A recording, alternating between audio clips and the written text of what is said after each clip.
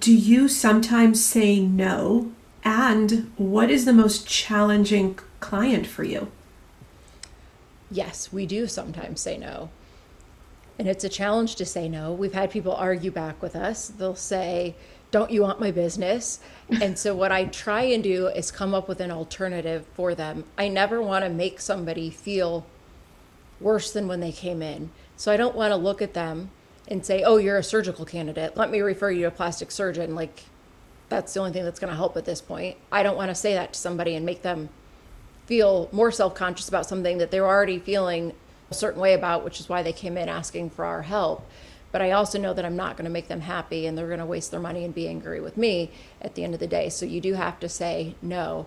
The most challenging client is the one that kind of spa hops, I like to call it. So we have people that go to multiple places and get different things, and they don't always tell us everything they're getting. So they'll get Botox somewhere, let's say, just as an example, and there's recommended number of units and where you can use it, but they might think they actually want more. And then they come in and try and convince us that they haven't had Botox anywhere else and get us to put more in.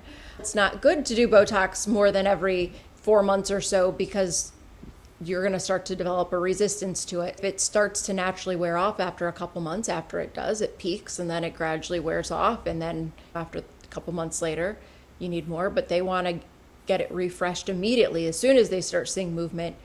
And they try and convince us that they haven't had it in 4 months.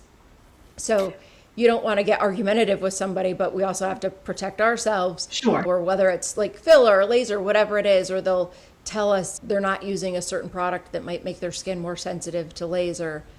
And then we were spurning them because we didn't know they were using a retinol on their face, or they'll say, "I haven't been in the sun." So we have to really ask this same question several different ways to make sure we're getting consistent answers. And it's not that we're trying to trip somebody up. Sometimes they don't know to tell us, or they don't realize the potential negative implications it could have. But that's the most challenging client, is the ones that like to go to multiple different places. So we don't really know everything that they've had or everything they're doing.